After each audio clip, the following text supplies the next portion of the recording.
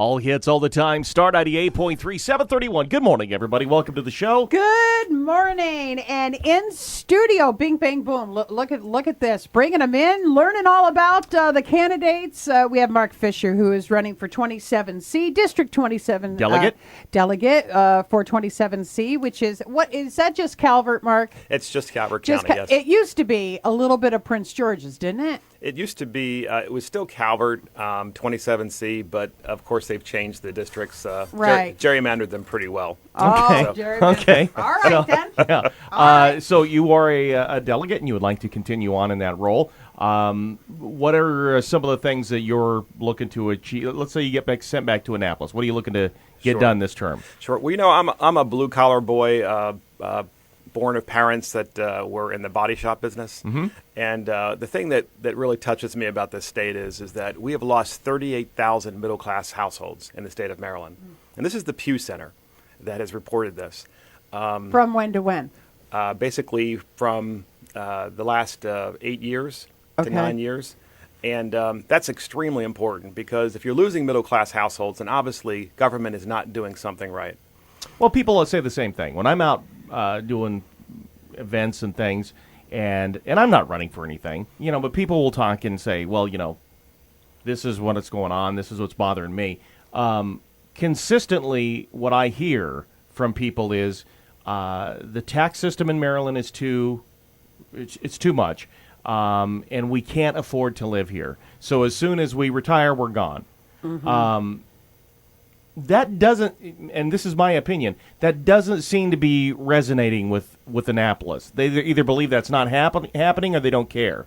What's your take on it? And that's why it's so important to have an opposition party in a state where you have a supermajority in Annapolis. And that's the role that we play because obviously there is a steady exodus of the middle class. There is a steady exodus of retirees. Longtime friends and family, and I know everybody that's in your audience listening now knows someone who is trying to leave the state or is planning on doing so in retirement, at a minimum in retirement. Mm-hmm. Just spoke to someone who wanted to move to Delaware, and they said they're going to get a $16,000 pay increase by moving to the state of Delaware as a result of not paying sales taxes and as a result of not paying income taxes. Wow. That's huge. Mm-hmm. That's huge. So why are we doing this as a state? We absolutely have to change direction, and there are ways of doing that by reducing the rate of growth of spending. Now, so this cannot be something that, struck you like a lightning bolt over the last however many months. So, and I ask you this because you're an insider, okay? You are. You're a political insider. You're up there. You get to go up to Annapolis. They don't let me in. Wish they did. So what do you hear when you go up there and say, look, guys, I'm telling you, my constituents are taxed to death. What is the response? Sure. The response is basically we don't care. People will forget by the time the next election comes around. And, oh, by the way, we're going to gerrymander the districts anyway to make sure we get back in and you don't. And therein lies the real sinister kind of things that are happening in Annapolis because even in states like New Jersey, they have an independent commission that makes sure districts are drawn in a fair and balanced way so that they represent communities of interest. Look, in Annapolis, if you've got the control over the power of redistricting, naturally you're going to maintain control forever. Right. Forever. Right. And therein lies the problem. You need to have an opposition party, but you have a system that is rigged. And so the answer to your question is they figure, well, we'll just keep rigging the system. Wow. Okay. Let me ask you this because I know a lot of people. I had a call, and I'm throwing you under the bus here because I don't know the answer. And this was just a call I got yesterday on the air, and Sure. I didn't know how to answer it, and I couldn't find it. Is it being bantered around somewhere that if you sell your home, there's a 7% sales tax attached to it? So if you leave the state, have you heard that? So I'm on the Ways and Means Committee, which deals with taxation. So lovely. Okay. So you're the guy. All right. What's the So story? I'm going to sell my house and I'm going to leave. What are you guys going to take? So there are all kinds of discussions that have happened in Ways and Means. They know there's an exodus from the state. Okay. And the chair of the committee is from Tacoma Park, which, of course, is suspect already. Ouch. I know. It is what it is. I have issues with Montgomery County and Prince George's, too. Yes, so go there's ahead. something in the water up there. Yes, there is. And this chair has actually openly discussed in committee the idea of maybe some sort of exit tax. Oh my gosh, to leave the state. Yes. And seriously. not actually defining what that is, just kind of talking about it, which is really somewhat Was comical. that brought up in that committee meeting, that a 7% sales tax on the sale of your home if you're leaving the state? That was not brought up specifically, just the idea of, what if. An exit tax. Yes, Oh Maybe- my God. Maybe we could beat them one more time as they leave. Exactly. That's crazy. Let's create a Berlin Wall to keep everybody in Maryland so they can suffer. An So- economic Berlin Wall. That's Where I can't afford to leave.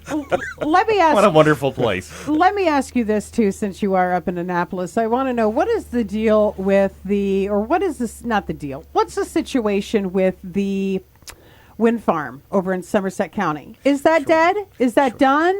Is PAX safe? What are we looking at there? Well, of course, we want very much PACs to be safe. Right now, the idea is for the bill that passed that the governor vetoed. You're right. That everybody voted for the whole MIT testing. Right. And herein lies, of course, the key issue, I think, of Southern Maryland, which is you have to apply critical thinking skills when you're voting for a bill.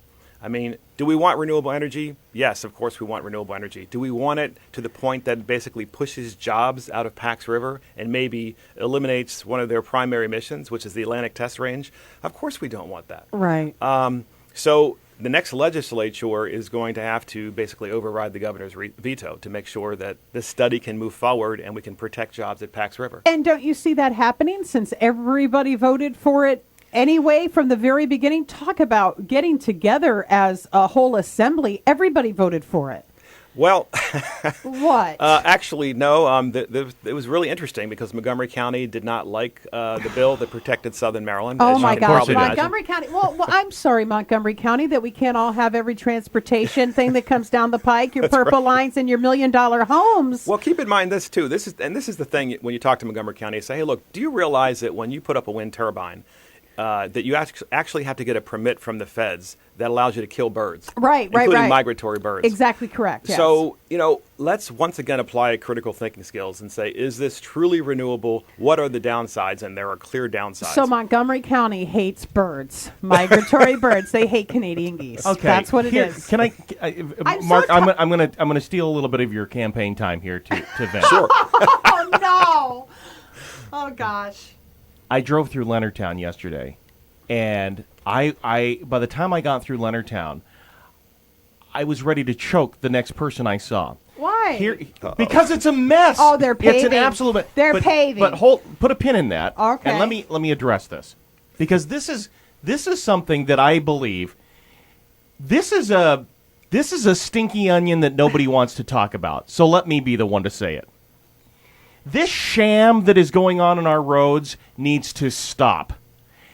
You drive through Leonardtown. They take the widest part of the road that is in Leonardtown, the only part of Leonardtown that has actually 4 lanes, and they're ripping all that pavement up. Perfectly good pavement to put down pavement. Then you go another half mile, and you have a tightrope walk that would scare the bejesus out of the Walenda family to try to get through when you're going past the hospital in Leonardtown. They're doing nothing with that. Okay, but hold on. Hold on. Quickly, please. Okay. Everywhere in Southern Maryland I see this. They rip up 10, 15 miles of perfectly good blacktop, and they put down blacktop. Hold on. And it costs us But- God knows what. Meanwhile, we can't get a bridge to save our life. Can I say this Absolutely. though? But listen, if not for the people out there blacktopping, that money's going to where? Montgomery County. Okay, it's going to Prince George's. so let's put it in Baltimore. a pile and burn it every time, because they're not doing. Listen. Well, I we don't- got nice, beautiful roads. We had nice, beautiful roads. Mark, I'm sorry. We had. Welcome to They're my not world. doing anything, and I don't want anybody's job to be cut, and I don't want anybody to lose a Well, they paycheck. will. They but will be they're cut. not doing anything. Okay, explain that to me, Mark. 234. It's taken 10 years to build a damn bridge. Okay. Absolutely. Okay, so tell us what the deal is with that. Why are we ripping up pavement, putting down new? It's because if we don't use it, we lose it, correct?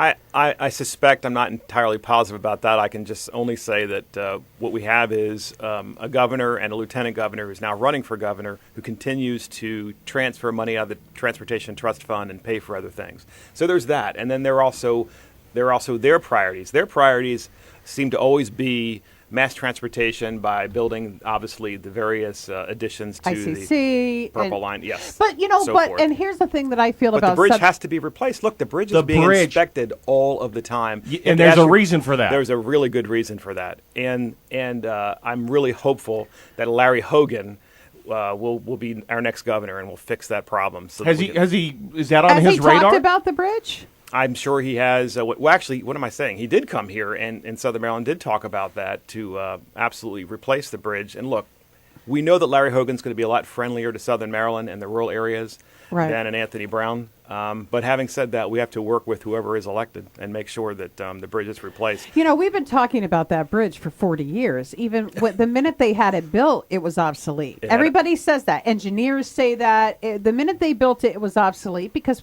they had no idea, that the growth that would have taken place in Southern Maryland in a short amount of time. But I am tired of our gas tax dollars and our money that we put into our cars. We don't have mass transportation down here. We don't have the red line, blue line, purple line. We have no line. Nothing. They've talked about that for years. I know that they're talking about some study and they've done public surveys up in Waldorf and Brandywine.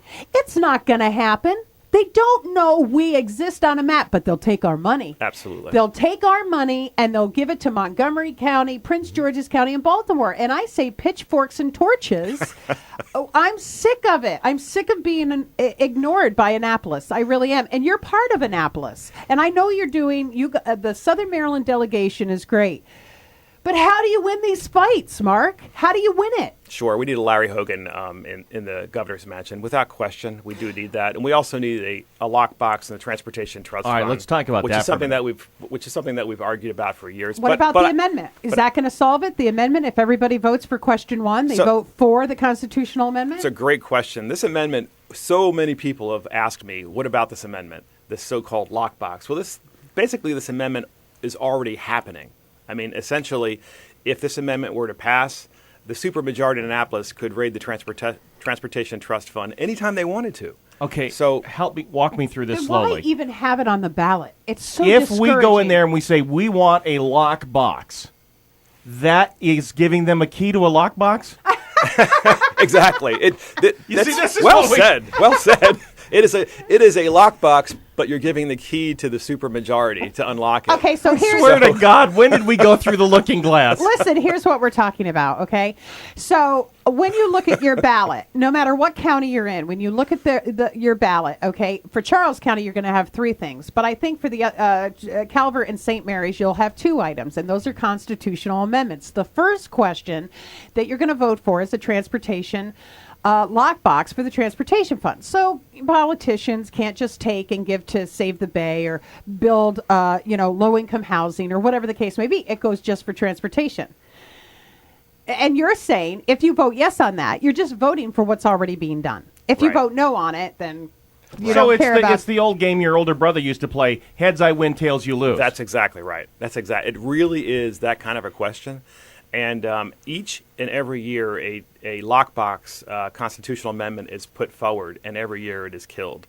A real lockbox bill where you can't actually rate it, where all dedicated funds are put in the lockbox. And this really goes to the core of what is wrong with Annapolis. And this sinister little constitutional amendment, and it really is sinister, is basically, as you said, it's giving the keys to the folks who control Annapolis to be able to, at any time, raid the Transportation Trust Fund because they have a supermajority. One of the bills that is batted around a lot, people talk about a lot, I've heard that it's never ever going to happen, don't worry about it. This transportation tax, where you're taxed on how many miles you drive. The VMT. Okay. Yes. What's your take on it? Is this going to happen? Is this something? Because that's going to be, people aren't going to like it. Sure. Where do I put that thing in Old Blue? Old Blue doesn't even have one of those slots to put in the GPS so the government can watch me. So yes, the Maryland Transportation Department of Transportation, MDOT, came out with a report that is recommending obviously a gas tax and a vehicle mileage tax. Okay. And We basically, already have the gas tax, right? that's right. Yeah. Okay. That's right. And this is in the Maryland Climate Action Plan, which was mandated by House Bill 315 from 2009. And, of course, what you'll hear some folks say on the other side is, yeah, but 315 doesn't really talk about anything but reducing greenhouse gases. Herein lies the problem. You can't reduce greenhouse gases unless you push people out of their cars. And we can't. We have no public transportation down here. Southern Maryland can't get out of their cars. That's exactly right. And we live here for a reason because we love living here. We love the more rural areas. If we wanted to live in Montgomery County, we would have moved there. So let me just jump ahead here. Move By to the way, Montgomery County. You shut your mouth, Mark Fisher. we're talking with Mark Fisher, by the way, who's a delegate for Calvert County and would like to continue in that role. Let me jump ahead here. You got a political crystal ball. Is there any way this could actually happen? Well, here's the question. How do you meet the mandate of House Bill 315? And we have a plan. The plan was developed per House Bill 315, and it is a mandate. It has to be realized. The only way that you can undo the mandate is to overturn House Bill 315.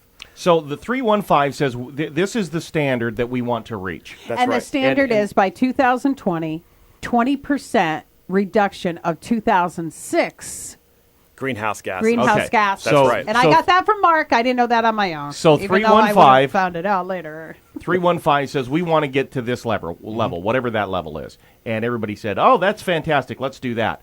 And what you're saying is the only way to get to that level is to tax people on the amount they drive and then enforce them somehow not to drive so much. That's exactly right. It's essentially pushing people out of their cars to try to change. So the state would then be trying to change behavior.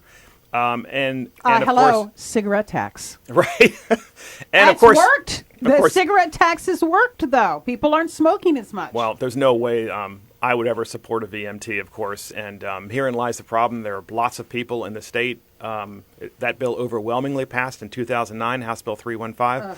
And now we have a problem. Now the next legislature that's seated is going to have to deal with this issue. And good luck, Eastern Shore, for our listeners on the Eastern Shore. Absolutely. Because they're in the same boat we are. They Yes, they pay are. and pay. They drive more than the people in Montgomery and Prince George's because they have public transportation. So we're footing the bill. And here is a key question to ask. Folks say, well, maybe we can do something else, maybe not a VMT. So then I ask the question, What tax will you raise in order to pay for House Bill 315? And the answer is that I hear a lot of people, we'll raise electricity taxes or raise, we'll do cap and Electricity trade. taxes. Oh. And this is what's wrong with Maryland. How does a tax, this is, what is the thinking, Mark? How does a tax clean the air? Just by a deterrent to not use, so I won't pay the tax? Is that all it is? So we're going to tax you more, and it will, for some miraculous reason, it will clean the air. Sure, I think their thought process is if you tax people out of their cars, you will stop using your cars and you'll use a bicycle to go to work. Sure. That can't work here. Right. That cannot work That'll here. And what this does is it disrespects the way we live here in Southern Maryland.